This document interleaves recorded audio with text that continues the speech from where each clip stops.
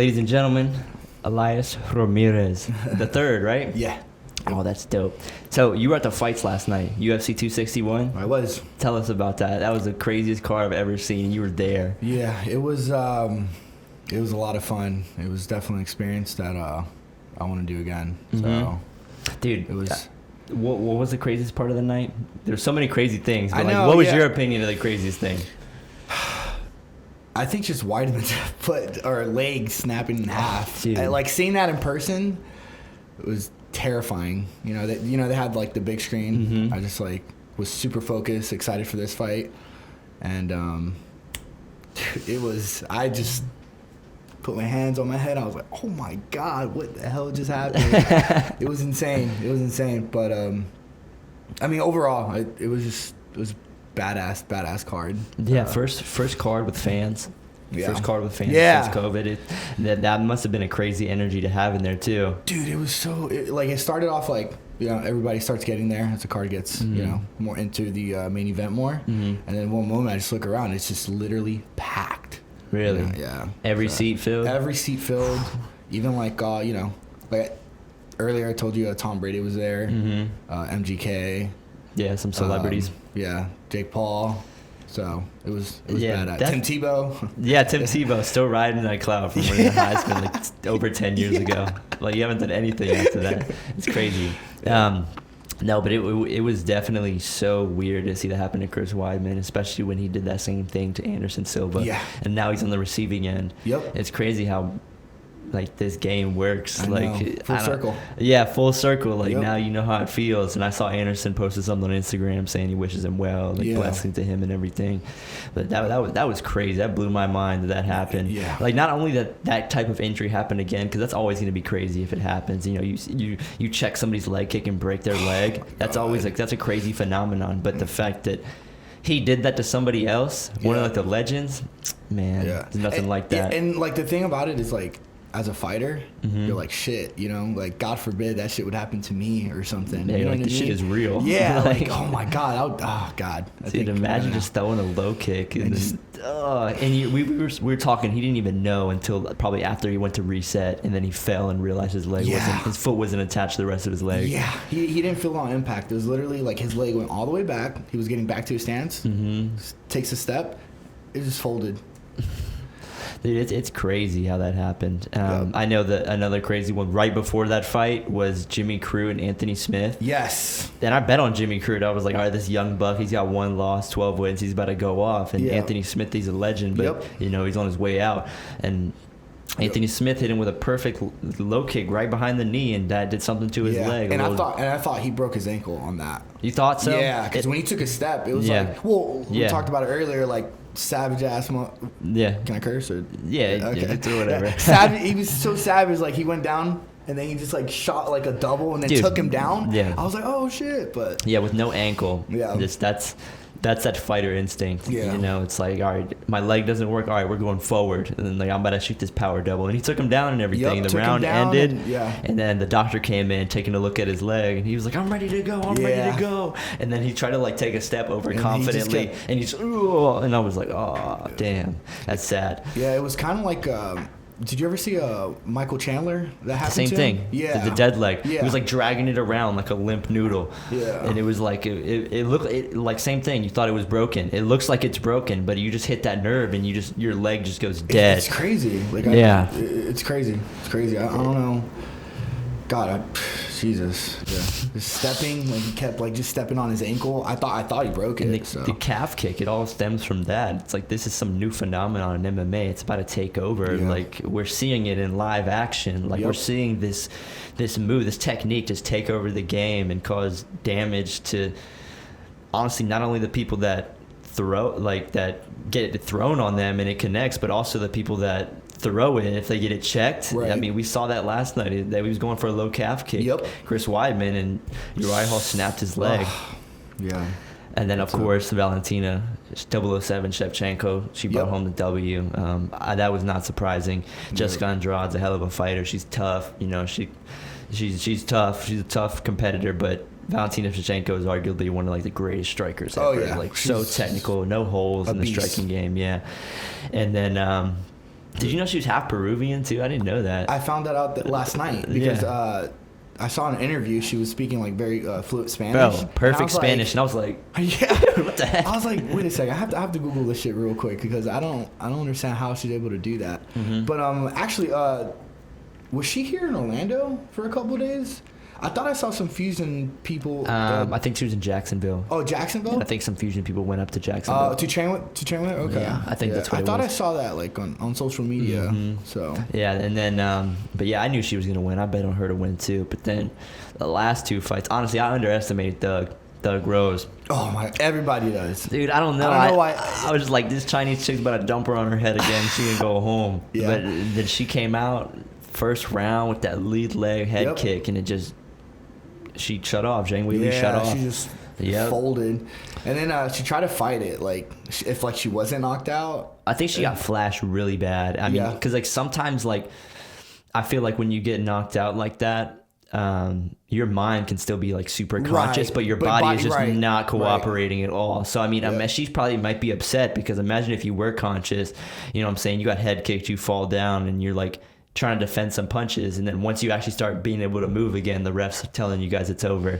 Yeah, she was like, she stood up, still wobbly, and you know the ref trying to control it. She was upset. Yeah, She'll be back though. She's definitely coming back for Doug Rose, and she's gonna make her adjustments, and she just got that reach, and that striking is on point. Trevor Whitman, hell of a coach. He had two fighters compete last night. He had Kamaru Usman, who starched George Masvidal. That was heartbreaking. Jesus. I saw something. Somebody said that he's in the shadow realm with Ben Askren. I was like, Jesus Christ. I saw him. He was on the ground like this, and it's like, damn, dude, I've never seen him like that. Dude, it was like he was in a crucifix. Like Street you know, Jesus. Yeah, like he was crucified. Like, you know, I'm doing on last night. I was just like, Jesus Christ, man. Oh my God. What a hard punch. And you know, Colby wants that fight for the title too. So he was there last night. He was there, and I wonder how that made him feel because they zoomed in on him after Kamaru knocked out Masvidal, and he was like, "You're dead, Marty, fake newsman. You're fucking dead." But I don't know if because like he's all an act, like he has a really good like marketing thing he does. So I don't know if he was low key shook when he saw that Kamaru could strike like that. Right. Because last time when they fought, that was a hell of a war. Kamaru ended up getting it done in the 5th. Yep. Colby could have kept going. Yeah, I think that was definitely an early stoppage. There's 30 seconds left. Like they've been bleeding like that for a few rounds. Like just let it go. But anyways, it was a hell of a match. Even though Kamaru got the finish, like he still got pieced up and worked by Colby. And like he doesn't want to mess with the wrestling. They're both very high level. Right.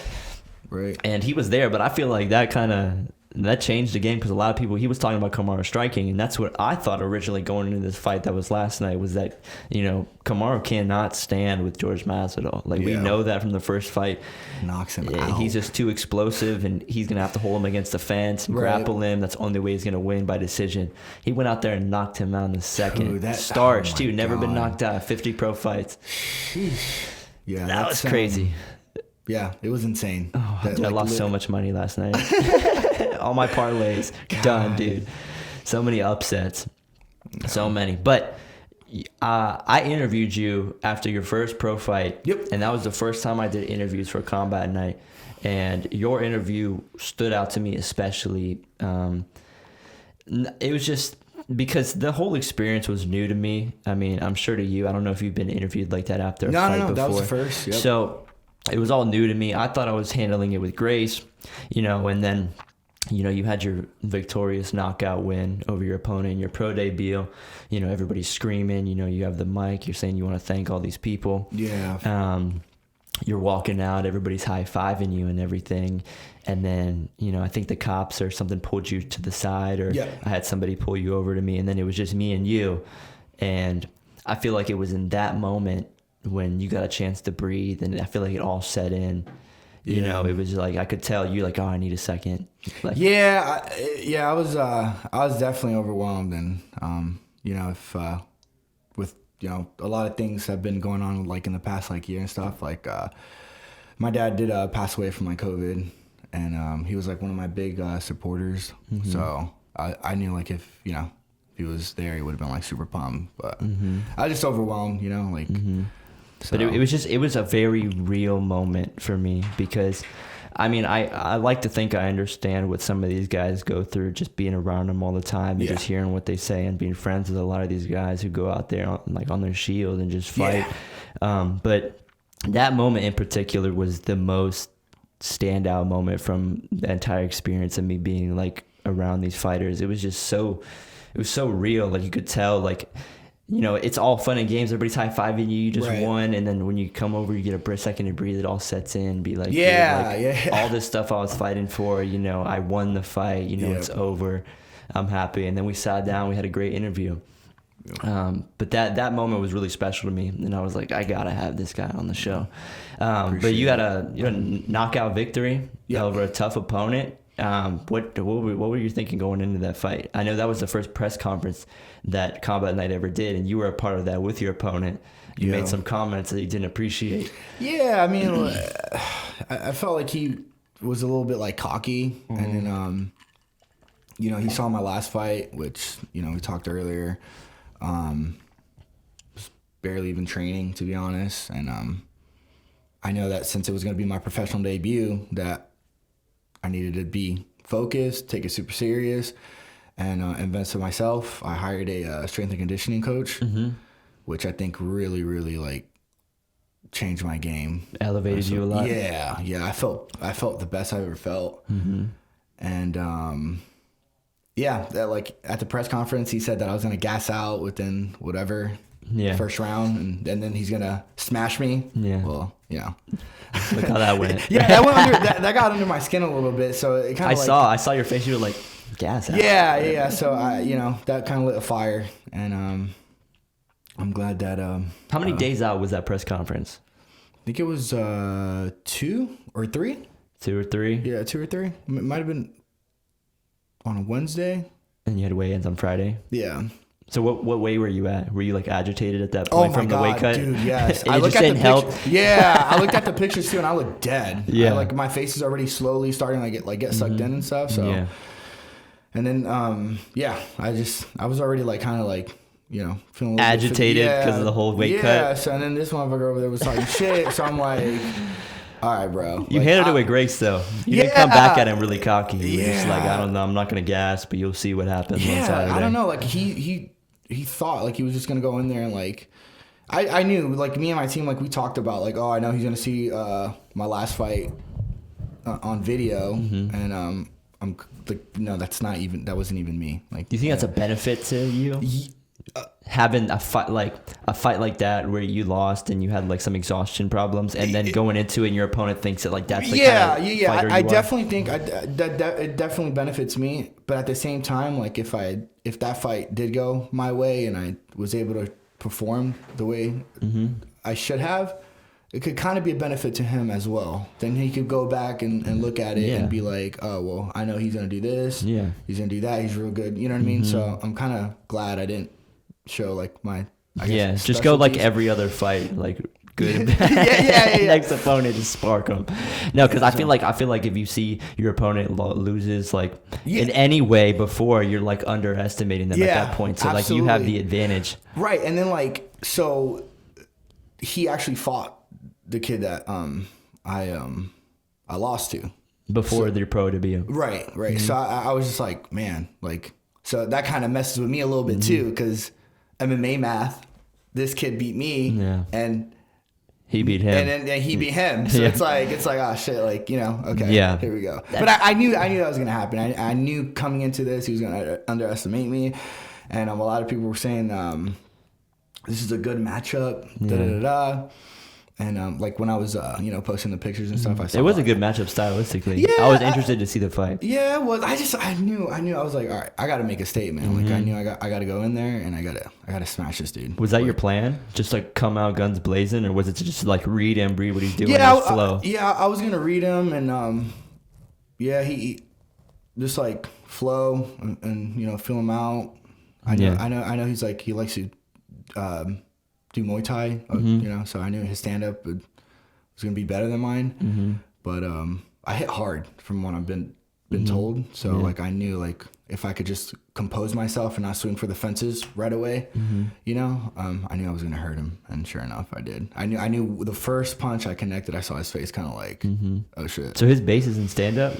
Well, he's a purple belt in jiu-jitsu, but you're mostly a grappler. Right? Yeah. I wrestled for like 8 years and been doing jiu-jitsu under Paul Rodriguez for 4.5, 5. Was that your first knockout? It was. How does that feel? Oh, I being felt great. a grappler. Oh, it was great. Shit, it was great. I think that was like, there's anything I've ever wanted was that. To get a knockout like that? To get a knockout. I didn't know it was going to happen so soon. Like, you know, maybe 2-3 more fights when I can get more training with my hands. But, yeah, I'm happy that, you know, it happened. I feel like that's a common thing. Like, whether it be somebody's a grappler, people underestimate their striking ability. Yeah. Or if somebody's a striker, they know, oh, if I take this guy down, I can beat him. Right. So I bet you it's probably really satisfying for you, especially having such a strong base in grappling, to get a finish with striking. It probably, like, it definitely made a statement, like, in more ways than you were trying to. Yeah. Like, it showed people, like, all right, this guy can stand too. Like, this is a problem.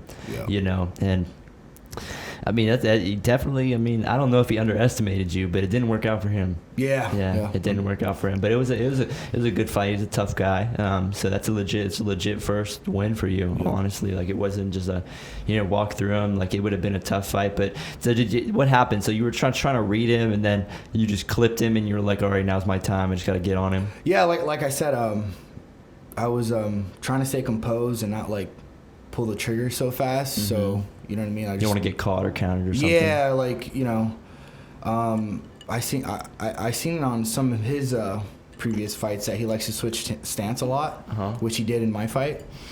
And yeah, I don't know. Like, once I started connecting, I was seeing that he wasn't liking that at all, and his hands were like coming lower, and he was backing up.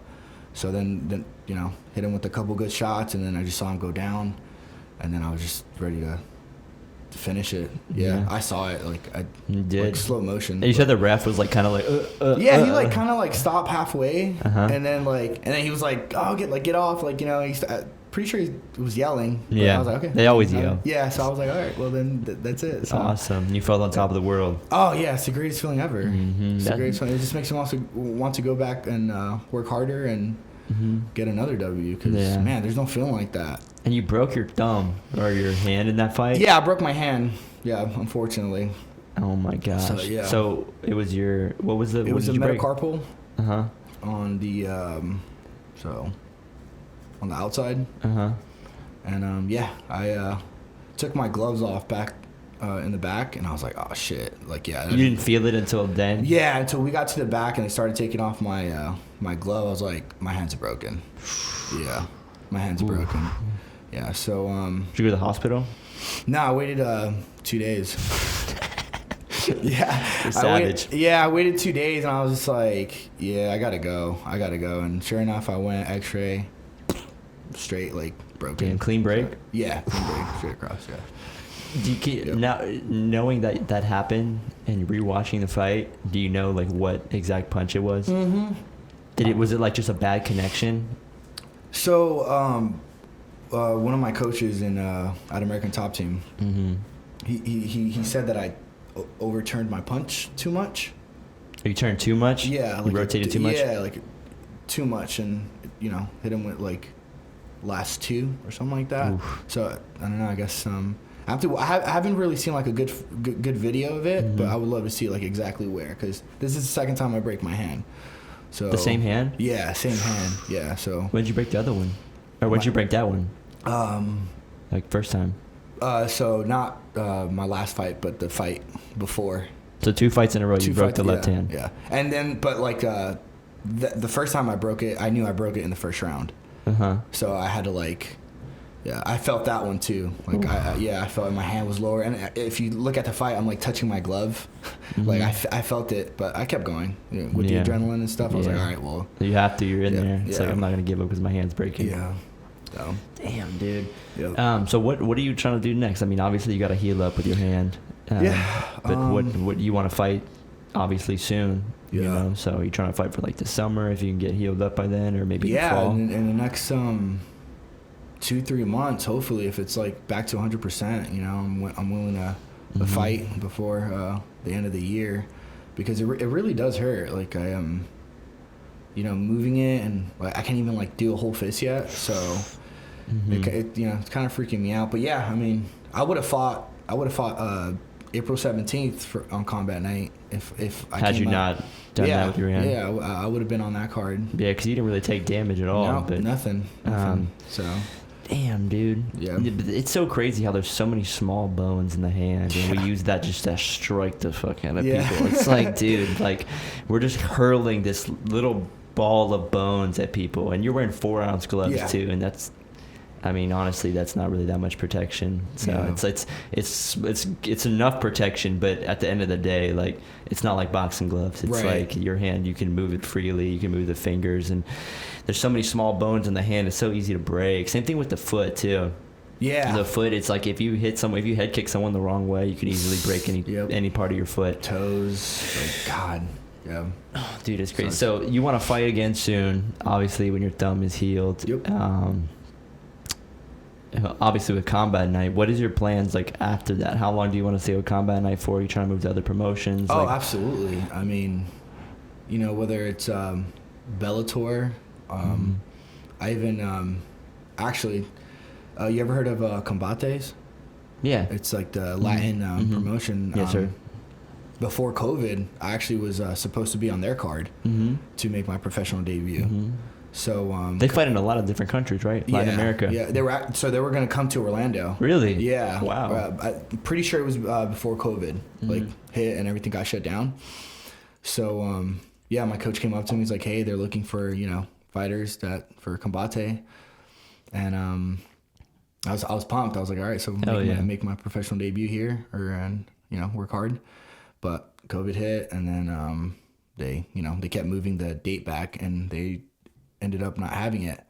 So but yeah, are you still like in contact with them or anything, or no? I haven't heard back from them. Are they running events now? Yeah. Okay. Pretty sure. Yeah. Because I know Combat Night was like the pioneer to do that. Oh yeah. Dude, I'm pretty sure they like helped the UFC. They did. They showed the UFC that it was possible to have these events, because awesome. They did an event in March, and COVID closed everything down like the second week of March, and they did it at the end of March. And that really paved the way, and it allowed the UFC last March. Yeah, it allowed the UFC to see that it was possible and that they could do it. Obviously, UFC takes it to a greater extent as far as the testing of all the fighters and all the people there. But they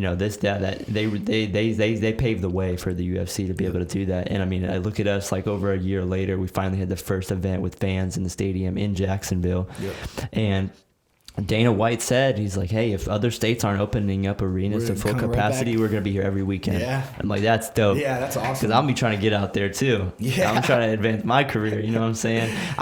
We applied for a UFC media pass. They never got back to me. Bet you they're going to be kicking their ass soon, you know what I'm saying? But, oh, dude, I'm pumped. I'm pumped to see if they do more events here, because I'll definitely go. I wish I could have gone to that one, but I just...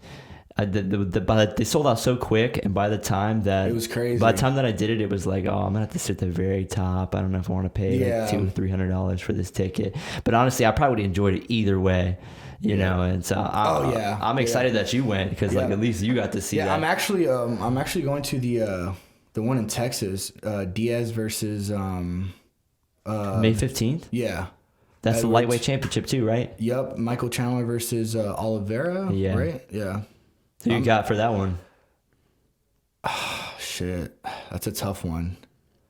Man, I think I'm going to have to go with Michael Chandler on that. You think so? Yeah. God, but Oliveira's a beast, too. He's a beast. Yeah. He's a beast. But, I mean, what world-class opponent has he really beat, you know? He's kind of like Tony Ferguson. They both have won a lot.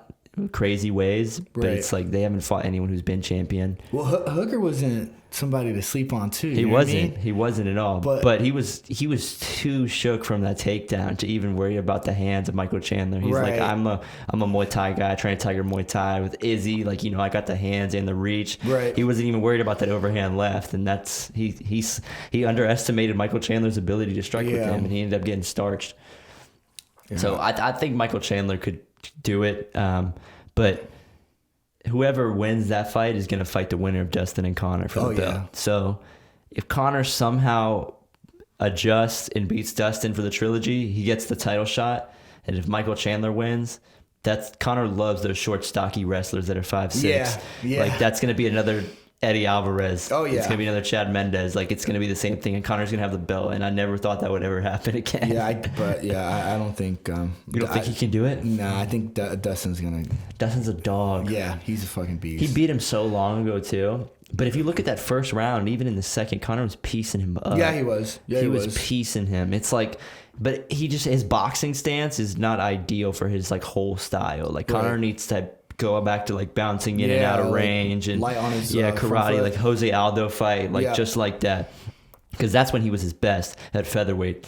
But now he's applied much more boxing. Like he wasn't even moving yet, his hands high, and he was sniping him and everything. But that in and out is just so intimidating, especially when you're Conor McGregor. But Dustin Poirier is a dog, and I mean Conor slept on him. Yep. Dustin Poirier's been knocking out these dudes, finishing people. Justin Gaethje, Dan Hooker, like beating all their asses. And Conor thought he was just the shit and walked in there and got KO'd in the second. Yep. And I never thought I would see that happen. Just like George Masvidal, it's so weird seeing these dudes who are so well known for striking just getting starched on the ground. Yeah, it's wild. It's a wild game. Yeah. It's a vicious sport. Hell yeah. Dude, have you ever seen that one fight? I don't know who the fighter is.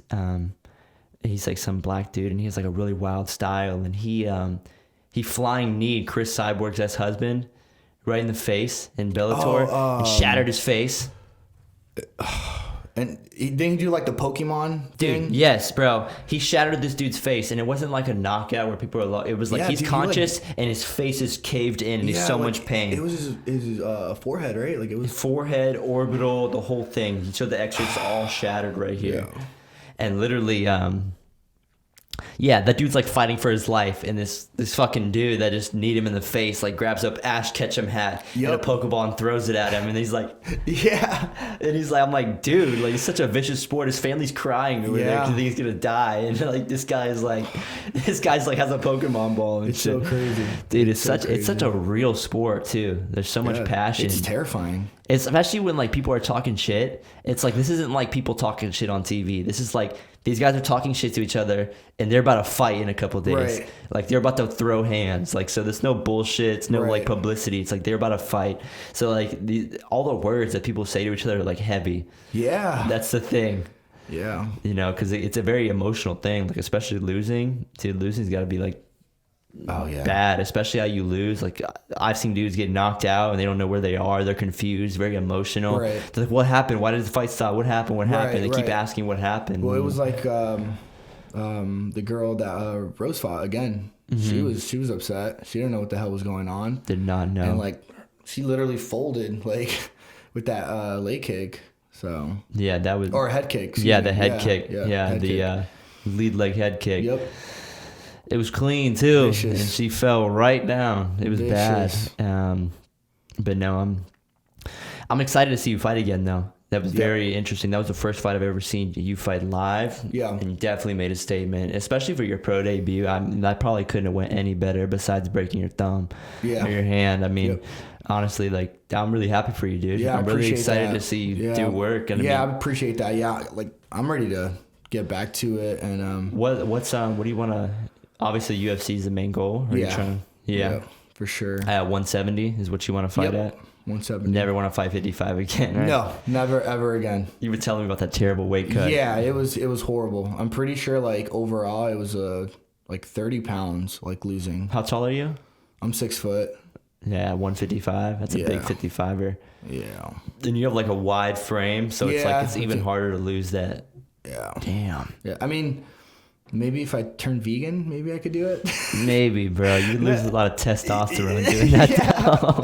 Yeah, but nah, I don't know. Maybe if I do some things right, I can get back down. No, there's no way. There's no way. You don't even want to put yourself through it. Yeah, there's no way. Could you fight at 85? Yeah. Could? I think I could. Would you want to? Yeah, well, dude, looking at the guys at 185 in the UFC, they look like monsters. Like, you have to fight like Izzy. Yeah, bro. Like those guys, like Hall and Weideman, dude, they look like a powerhouse. Yeah, they're like in that cage, like they're big dudes. Yeah, man. I swear they must be like at least 200 pounds. So now that you went pro, do you like look at these guys as not only like legends, but like you're like, oh, I might have to fight that guy one day? Yeah, I actually was thinking about that last night. You're like, damn, I might have to fight some of these guys one day. Like, I'm about to study their style. Yeah, like I was looking at Masvidal and Usman, and I know that's the best of the best, the cream of the crop. Mm-hmm. But at the same time, I'm not gonna sell myself short. You know what I mean? Like I look at them, I'm like, all right, well, if that's what it takes, then that's what I'm gonna have to do. Like get to that level, and like this is the highest level of the weight class I compete at, the sport I compete at. Exactly. So like these guys aren't just like people I'm watching on TV anymore. It's like I'm gonna have to fight people like these people or people with the same skill set as them. Right. I texted my brother. I was like, dude, can you believe this is like my weight class right here? He's like, I know. He's like, I was just thinking that. I'm like, yeah, dude, Jesus Christ. It's intimidating, obviously, but, hopefully in the next, 2-3 years, look back at this and be like, yeah. So. Yeah. Yeah. So, you said you were in the Marines, right? Yep. So how many years were you in the Marines? I did 4 years in the Marine Corps. 4 years? Yep. And then you went right after high school? Yeah. Okay. Right, and did you plan on doing that for how long did you plan on going in the Marines? I knew I was going to join the military just because my dad was in the Army. You just didn't know what branch? Yeah. Well, I grew up Army. Yeah. So, but I had an uncle that was actually in the Marine Corps, and he was like kind of hardcore, and I thought it was like badass and shit. You know what I mean? So I used to be the kid that like I go on YouTube and look at like Marines doing like the cool shit, kicking down doors and doing all this cool shit. So I told my dad, I was like, yeah, Dad, I'm gonna go Marine Corps, and obviously they hated it. Like, like, Dad was like, why don't you go in the Army? Yeah, and then they were super upset, like, cause my stepmom's she was in the Army as well. Yeah, and so they weren't too happy about it, and I was like, yeah, sign me up. I want to do infantry, and I'm ready to do this. So you went to Paris Island? I did. Okay, and then where did you said you were deployed twice. Your first deployment was on a ship, right? Yep, the 24th MEU. Yep. Okay, and then you basically just traveled around to other countries, and you would dock, and then you'd have like a day to just run around, and then come back, and then you go to another place. Yeah, we worked with a lot of like foreign military too, so it was pretty cool. Like the Spain military. Like did they utilize you a lot because you speak Spanish, right? They did actually. Yeah. So for that, when we were in Spain, the Spanish military, what is that like? It was. So I speak Spanish, but like their Spanish is completely different. Yeah, from it sounds what I like speak. a lisp, right? Yeah. So that's Spain, real Spain. Yeah. So when they needed somebody like Los Otros.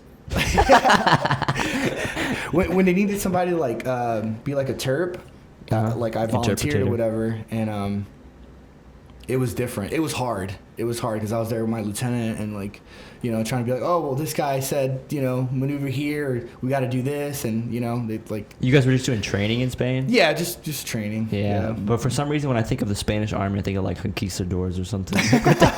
Like I don't think of them as like a modern army. I just think of them like they have like the metal hats and like the shields and the sword. It's funny, but their weapons, from what I remember, they're really like outdated. Really? They weren't like up to par from like old us. AKs and stuff. Yeah, man, it was weird. Like their weapons just like. Well, we have a pretty advanced military. Yeah. So it's kind of. Best in the world. Yeah, best goddamn military on the planet. Better never forget it. But no, I mean, I think it's probably hard to compare ours to like somebody like Spain, because who's Spain gonna get in a fight with? Like they're so far away. Like they try to stay neutral because they know they'll get stomped by like a major superpower. So like, they're just kind of there. Yeah, I'm sure they're happy to work with us. Definitely happy to work with us. Yeah. But let's take a little intermission. We'll be right back. Okay. Cool. All right. Cool. All right.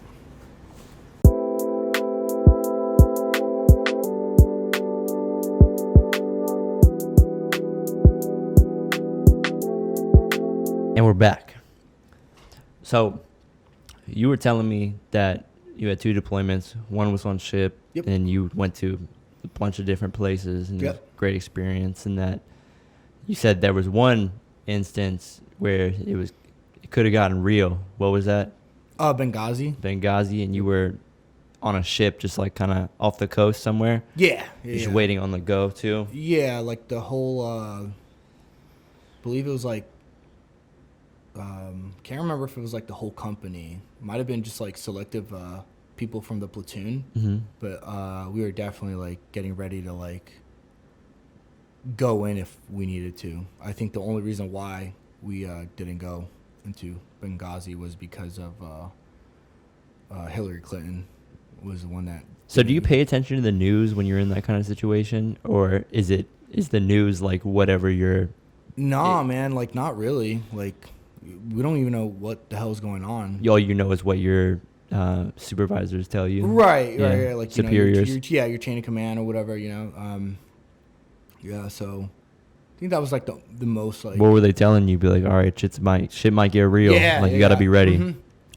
Yeah, I remember like the platoon, third platoon got the brief and stuff, and I was like, oh shit, like what's going on here? Mm-hmm. And which is kind of weird because like when I got back to the States and stuff, like over time, like you start hearing like how that shit went down, which blows my mind. Which is like I won't say like my political views, but I know that Hillary Clinton definitely made a bad call when it came to that. You know what I mean? Mm-hmm. So. And then your second deployment, you went to Afghanistan. Yep. And I wanted to ask you, what was it like as far as the people that live there, their perspective of you guys being there? Yeah. Like you said that, some of the kids didn't like you, but like honestly, for the general consensus, like people were happy that the United States was there because of the onslaught of the Taliban. You guys were preventing that. Yeah, I mean, in my personal opinion, I think that some of the people that were there definitely were happy that we were there. Mm-hmm.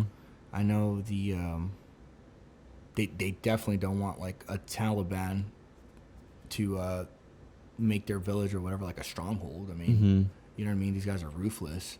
They'll kill their own people. Mm-hmm.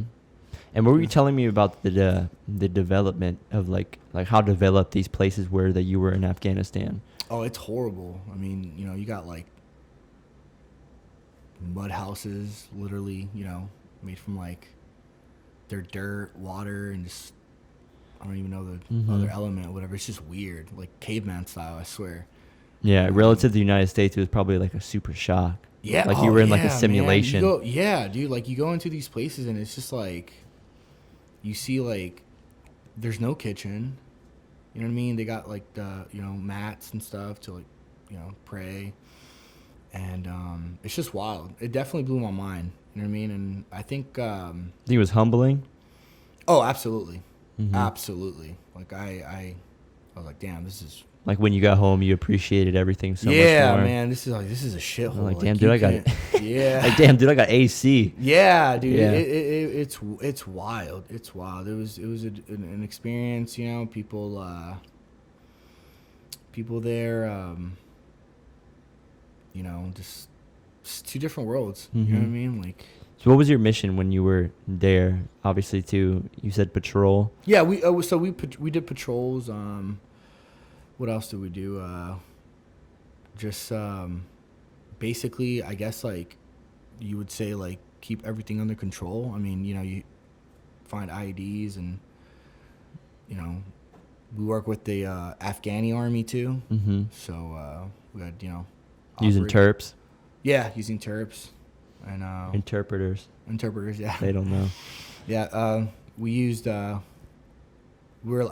obviously like a big asset to them, and I was there in 2014. So from my understanding, my company was actually like the last forwarding assault structure that was there. Like we were the last like combat company in Afghanistan in 2014. So you were on the offensive pretty much? You were going there trying to eliminate like anybody who was doing stuff. For sure. So you were saying that you were the last company deployed to do that. Right. Yeah. Because like we had two other companies that, but they were like in Leatherneck. And not saying they did anything, but they were like on the main base where it's more like Americanized and it's huge. It's a little city, What about the terrain? Was that a crazy shock too? Like, cause it's all sand and like there's a lot of mountains, right? Ours was more like desert. Yeah. You know, I mean, it sucked. You know, I remember doing like we did night ops and you know you got like walking through mud. And it rained over there. Yeah, a couple times. If I remember, I just remember this one time, dude. It was miserable. Like we did a night op, and I just remember just like, what the fuck is going on here? Like, why is it raining in the desert? It was bad. It was bad. It might have been. It might not even rain. It might have been like one of their like water systems or something was like watering one of their fields or some shit like that. Mm-hmm. But yeah, it was wild. Man. It was wild. Was there any crazy experiences that you like remember vividly from that deployment? Like something like sticks with you? There's a couple things. Any engagements or anything? Yeah, I remember like my buddy has smoked some dude, and I remember we had to like go like pick this dude up, recover the body. Yeah, so I think that was like one thing that you know kind of stuck with me, because you don't like you grow up your whole life and stuff, and you don't really see things like that. That's like unnatural, I guess. I mean, I know death is natural, but you don't see somebody like it's supernatural. But here in the States, we're shielded from it. That's what I'm saying. Okay, yeah. That's a good way. I think that was like the only like distinctive thing that I could think about. That I was like, oh shit, like dude, we gotta fucking, you know. So one of your comrades iced some dude, and you had to recover the body. Yeah. Well, they call it a body. What do they call it once you recover it? Is it just called a body, or is it? I can't remember like the actual term for it, but I know. I thought there is one, right? Like infidel or something. Oh well, infidel is like what they call us, like oh really? Not believer of something. Yeah, believe these nuts. Straight up. Yeah. So yeah, that was like that was one thing I could say that like he looked young too. You know what I mean? And most of those guys are though, right? Yeah, like especially this guy. He was like wearing his flak and you know his weapon and shit. It was just weird, man. Like, fucking brains and shit. Like that was like the only thing. But it, you know, it is what it is. That's part of war. Yeah, it's part of it. But I like you know like you kind of think you know what you're getting yourself into. That was definitely one of those that like. And you guys had to locate and defuse like IEDs, right? Well, we don't defuse them, but like you if locate them and you let somebody know. Yeah, if we find them, you know, you make your perimeter security and you ring it up. You know, you tell your chain of command, and then like EOD comes out. Hurt Locker. Like that guy from the Hurt Locker with the bomb suit that goes there. But they don't wear bomb suits and stuff. They just, really? Yeah, that's all. Yeah, that movie. Yeah, definitely not. They're not in there. So what happens when you find an IED? You have to you obviously let the proper people know, and then they pull up. Yep, and then they come. They like test it, or you know, try to find it. They're out there scanning and stuff. So you ever get caught off guard, like when you were not anticipating? I mean, you should always anticipate engagement, but when you weren't, like somebody started shooting or something, and you were just just walking. I remember the first time we got shot at. We were walking, and that was the first time you ever got shot at. Yeah. We were in walking, your life. Yeah, in my life. Yeah, we were walking, like compound to compound, and just all of a sudden, like fucking, it was like just. I was like, oh shit, then I just started running or whatever, and that was like the first time that I heard some crazy shit like that.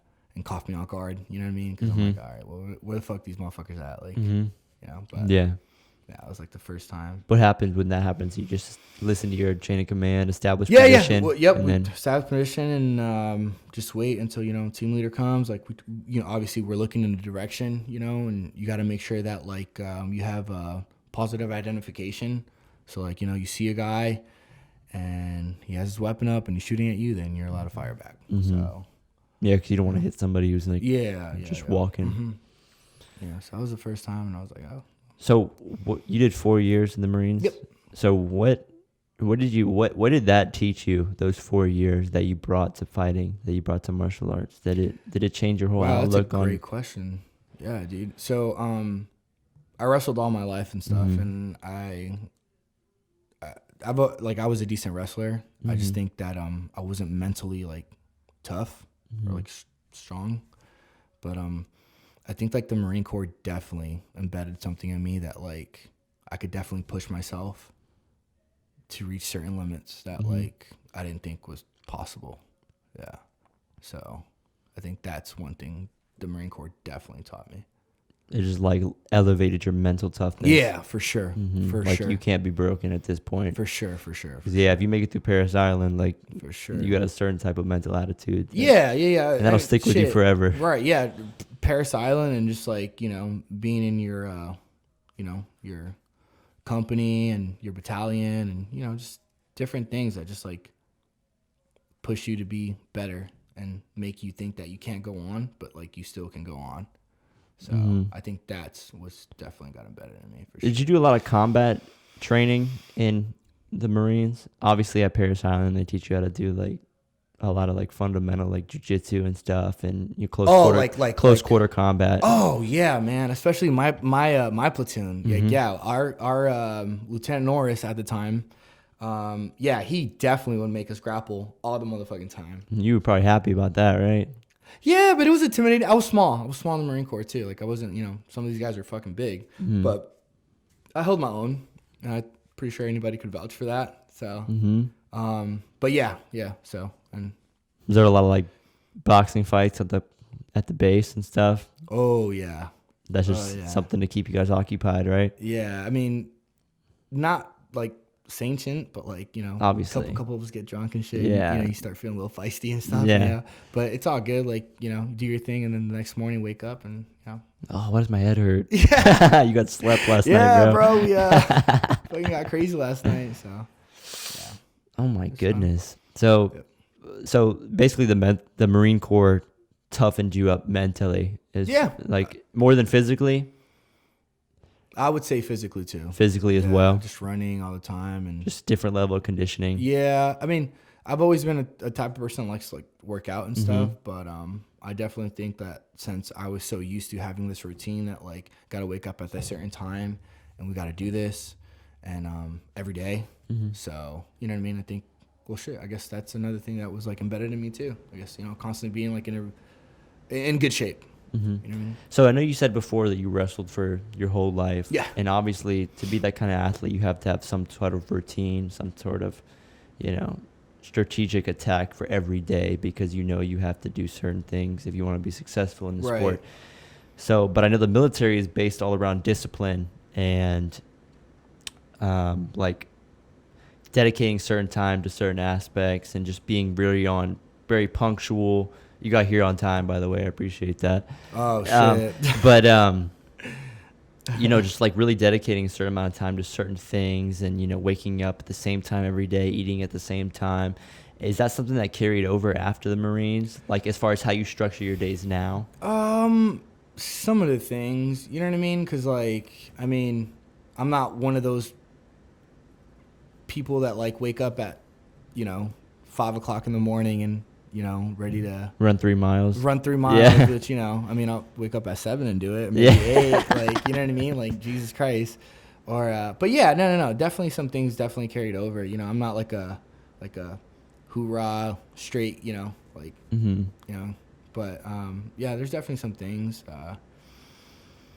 if I need to get something done, it's definitely going to get done.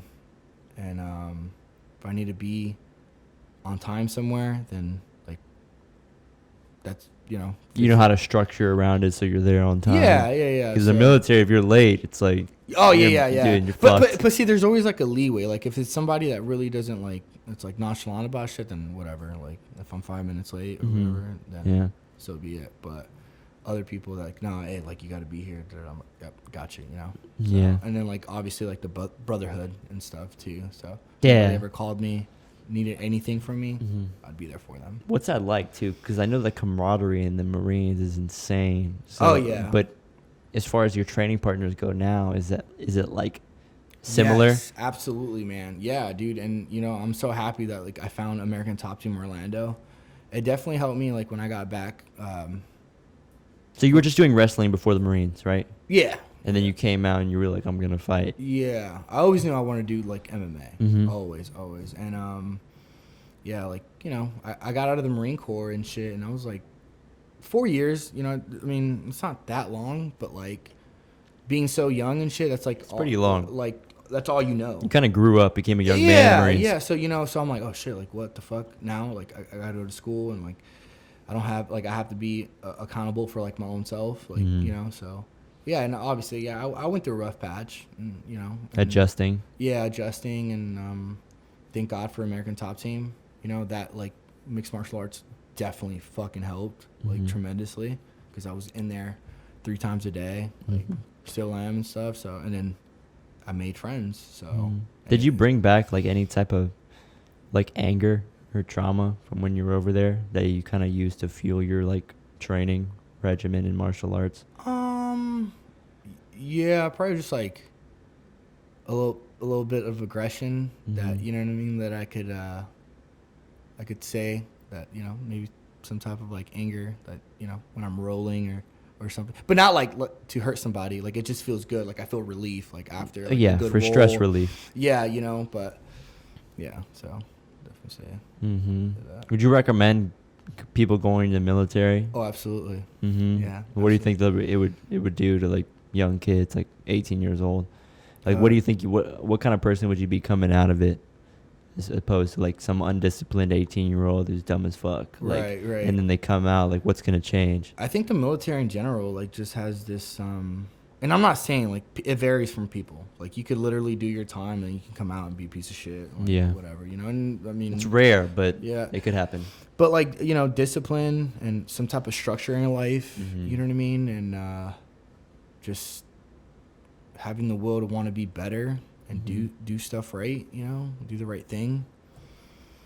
I definitely think that everybody should do at least 2 years. I know in Israel you have to do 2 years. Mandatory draft in Israel. Yeah. For 2 years. And yeah. I think we should do that here. I think people are too soft. Honestly, I feel like people are soft as hell here. Yeah, dude. I feel like everyone should do 2 years. It'll teach you how to fight, teach you how to handle yourself in situations. It'll give you discipline, you know, just make you an overall better person. Yep. And I think that's another thing too, is the combat aspect is martial arts training. Like, I feel like everybody should train martial arts. Yeah. Dude, I don't like going downtown, bro, because there's all these people who don't train. Yeah. They just want to fight somebody. People go downtown to fight. And it's like, bro, like, I'm just trying to have some drinks. Like, I've been training like 4 times this week. Like, I have nothing to prove against you. Like, right. I'm sorry I spilled your drink. Let me buy you another one. You know? But it's like, it's not a big deal. But then there's people, when you don't train, you have like such an inflated ego. Right. That it's to the point where you have never been like defeated. So you feel as if for some reason, you still feel like you need to prove yourself in front of people. Right. And that's dangerous as hell, because we're not in a gym. Like, anyone could hit their head on the curb and just, you know, you might never wake up. Yeah. Anything could happen. Like, I've been training for a few years, and I would walk away from any confrontation. Like, it's just not worth it. Right. You know, like it's like I'm scared. I'm very confident in my abilities. Right. It's just, I know it's like, all right, this guy's obviously dealing with some insecurities or something going on. Yeah. I'm not about to ruin his night. I'm not going to ruin mine either. Because listen, if you beat somebody's ass downtown, like, you're not having a good night after that. Right. You're going home and you're like, damn, bro, like, I just kicked some dude's ass. So it's I don't know, dude. I would never.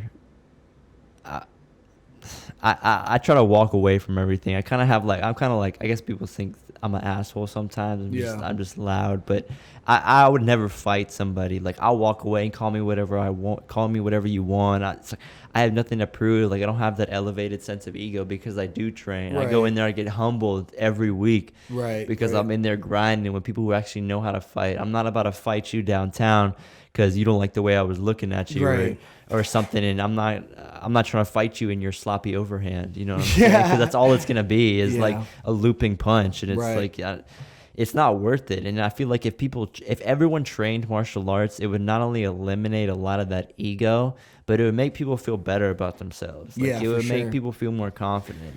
Because it's like, dude, I was always smaller, and like when you walk into a room, sometimes it could be pretty intimidating, you know what I'm saying? Oh, yeah, especially you're like, damn, dude, like if something broke out, like I would probably get my ass whooped. Now it's like, bro, like what's good? Yeah. Like if there was a fight, like I'll be able to hold my own. I know what to do. I have a fight IQ. Like I can adjust the situations. Right. I'm paying attention. Like I know when somebody can hit me and when they can't. Like there's so many things that martial arts teach you that is so useful in the real world. Absolutely. I feel like now, given the climate of our lifestyles here in the States, it's like there's a certain level of complacency that is taking place where people get too comfortable, you know, because like 100 years ago, 200 years ago, if you want to be alive, you had to try every day. Right. Now it's like you got a Tesla, you got an AC, you know what I'm saying? You can order Uber Eats off your phone. Right. You know what I'm saying? Back in the day, people used to have to farm. You wanted to eat, you had to grow your food. Right. You know what I'm saying? If anyone came on like your property, you had to kill them, like fight to the death type stuff. And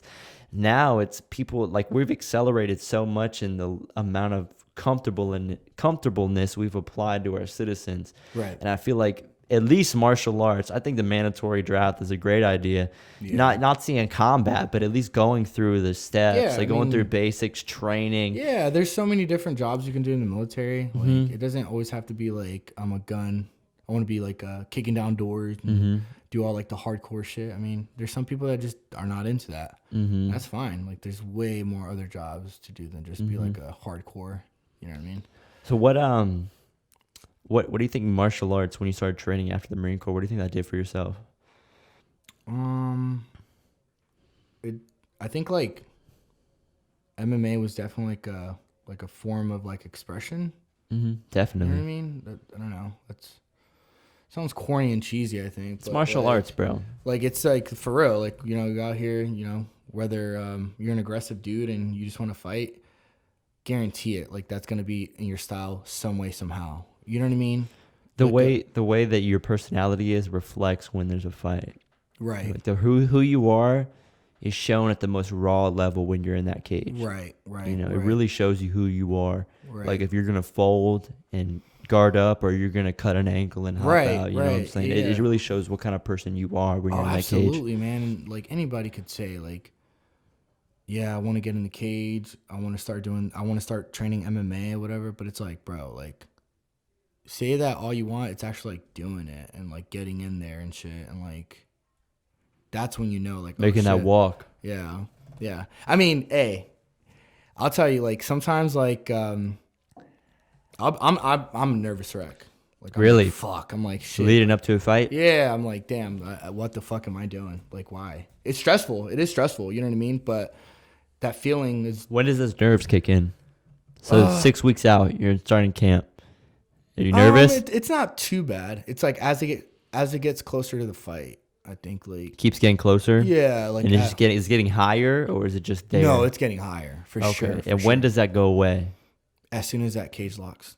As soon as the cage locks, or when the referee is like, "Are you ready? You ready?" No, I feel like when I'm in there and I'm looking at him, I'm like, "Oh shit!" You're like, "All right, it's real." He's gonna try to take my head off. Yeah. But I'm not gonna let that happen because you know what I mean. I'm trying to survive out here too. You know what I mean? So that's like the, you know, nerves go away. But like I'm walking, and I'm like, "Fuck, really got to do this." I mean, I could fucking walk away right now. Yeah. I mean, who's gonna stop me? Yeah. Yeah, people are gonna talk shit. People are gonna say this and that. Who gives a fuck? Yeah, right? But nah, it's like fuck. Gotta go there. Here. Gotta take your breath and shit.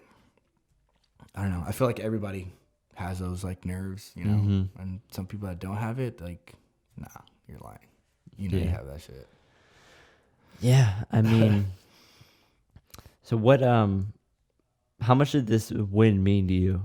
Like as far as your first pro win, your first one. I mean. Yeah.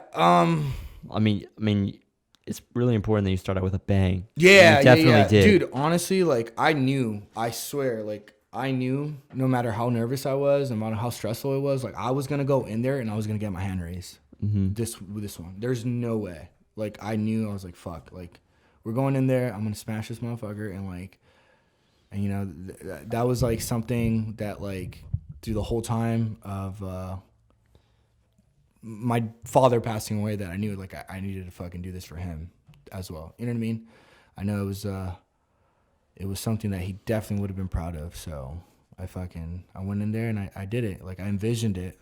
I envisioned the whole thing. I envisioned like me going in there, staying composed, and getting my hand raised, regardless of what it takes. I was literally ready to go 15 minutes.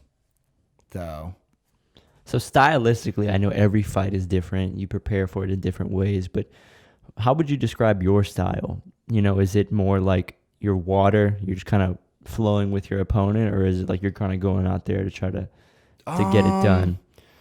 Yeah, I think I'm like I'm pretty explosive, and I love to bang.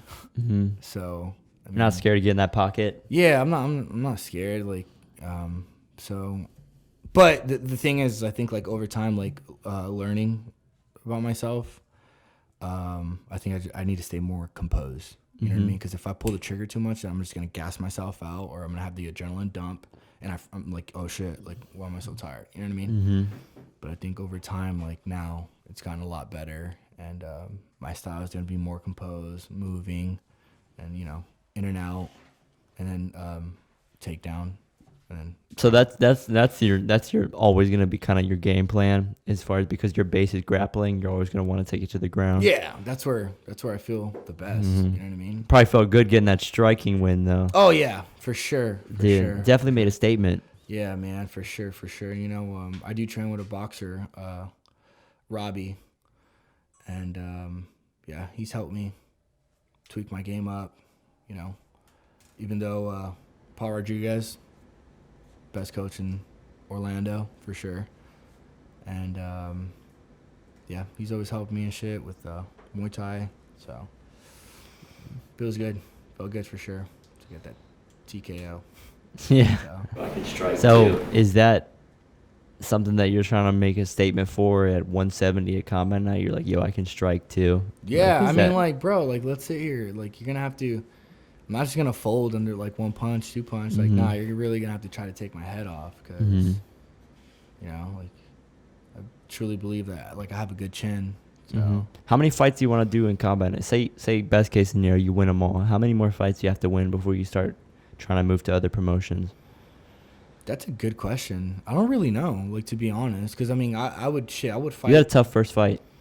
Yep. He's a good opponent. Yeah. You know, it wasn't like you walked through him. I mean, you made it seem like that, but he's a tough guy. Yeah, I know. I've seen some of his stuff, and you know, I know he was tough, and he's all right. I mean, I feel like I could just do better. You know what I mean? Like, I want to challenge myself as well. So. Well, yeah. Is that your goal? You want to challenge yourself more and more each fight? Yeah, for sure. I'm not here to like pad my record and shit. Yeah. You know what I mean? Like, give me, you know, whatever. Anybody. Like, I'm fucking. I'll let's do it. Like, you know what I mean? Like, I think I've waited way too long and fucked around for way too long to be at this stage where I'm 29 and I just had my first pro fight. Like, this shit should have been happened. You know what I mean?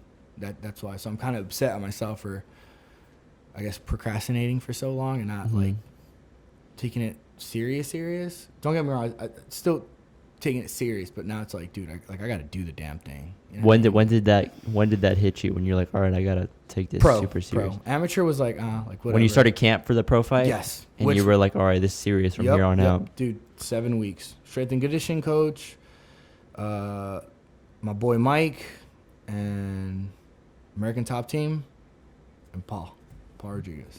I was like, that's it. Like, this is all I'm going to do, from eating right to resting, you know what I mean, to recovery. So when I feel right, I recover, go out, and yeah, it was great. It was great. I'm like, damn, if I could just keep doing this and get better each time, then, I mean, I see no problem trying to make it to, like, the next level, like, in regards of, like, Bellator, UFC, or One, PFL. Yeah, PFL. There's so many options man. Now. Like, you know, I'm like, what? Shit, the sky's the limit as long as I put my head in it and, you know, don't look back and just keep on going. So 170 is your sweet spot, though? Yep, for sure. You said at 155 you were dying. Yeah. You were like, hell no. You could fight at 85, but you said you didn't. Probably not ideal, right? No, definitely not. I mean, I could, but like, fuck, like. You would compete the best at 170. Yeah, Vel, he's a 185er. Yeah. That's a scary dude, bro. Yeah. The fuck? Like, yeah. Damn, I don't want to be across the cage with somebody like Val. Like, no way. Jesus Christ. Even the dude from the jungle, his opponent that he beat, Black Santa, he looks scary too. He's a fucking big ass motherfucker, you know? Like, I don't want to fucking. Yeah. So 70 is your sweet spot. Yep. You're just trying to challenge yourself more and more each fight. Yeah. So you were saying that your goals for overall in your career, like you weren't, like being champion isn't like your goal. It's just one fight at a time, right? Yeah, one fight at a time. One fight at a time. I want to take it. I want to see. I just want to challenge myself. You know, if the end goal ends up something like that, then so be it. So is all this for showing, people what you can do, or showing yourself what you can do? I think both. Both, if that makes sense. It makes sense, like for sure. I want to like prove to myself that I can do it, and I want to show people that like you're not to be fucked with. Like, yeah, like like Eli, he's all right. Like whatever. Like nah, bro. Like I'm gonna show you. Legit. Yeah. So after your thumb heals, you're trying to take a fight like as soon as possible. Yes, as soon as possible. What's the word on that? Have you been to the doctor? So I got my cast off this past week on Tuesday. And I'm supposed to wear this for like another 4 weeks. I get an X-ray in 2 weeks. So we'll see how the X-ray looks. It is healing. Like you can see like the bones bonding. That's good. And so yeah. But like having that cast on for so long, like my fingers are stiff, like it hurts still. Like I couldn't even close my hand for like 2-3 days, and I still can't fully like close it, but make a fist. Yeah. So like I'm just doing the PT stuff that I need to do, and just making sure like all the ligaments are loose, and make sure I could like move it again the way I used to, because I definitely don't want something like this to like be a problem every single fight. Yeah, that's just gonna prolong everything. I haven't really trained since it broke. I mean, I've been doing some modified exercises like in the gym, and so that's all. What does that do to your mental now that you've been training for years and years, not being able to train? It just sucks, man. Like I swear, like I even told like everybody, like if I come out completely fine and shit, let's keep going, like let's keep on pushing. Why not take the next fight? And and it sucks you didn't take damage in that fight. Nothing, dude. Yeah, nothing. And it's all because of like how you hit him. Yeah, how I hit him. It was just fucking. Well, we're hoping for your recovery, because we definitely want to see you in the Combatagon again. Yeah, the octagon. Because it's very fun to watch you fight. Yeah, you bring a certain energy to it, and it's very exhilarating for people in the audience, especially me. I look forward to interviewing you again after you win. Hell yeah, man, for sure. Is there anybody you want to shout out? Yeah, my boy Mike Sahibi, obviously my main coach, best friend Paul Rodriguez, and then my strength and conditioning coach Nate Keller, and Robbie over at the Gulag, my boxing coach. The Gulag? Yeah. That's badass. Yeah. So, and all them. And then, everybody else that's on this journey with me. So, it's only this is the beginning. So just the beginning. Yeah. You said your first pro fight. Yep. So I'm finished it. I'm TKO victory. Yeah. I'm ready to go. What's your Instagram and all your handles and everything? It's Eli03R, and then Facebook Elias Ramirez III. So. All right, sir. Well, I appreciate you for coming out. Yeah, I had a blast having you on the show. Yeah, man, this is I awesome. look forward to having you on again. And I wish you a speedy recovery on that hand. Thank you, brother. Yep. We talked about those small bones in the hand, bro. Anything could happen, but you know what I'm saying? I expect you to have a great recovery, and you're going to come back even stronger than the last fight. Cool, man. Appreciate you. Thank All you right, guys man. for having me and stuff too. So No problem, man. All right, let's get it popping. All right, We're dude. out.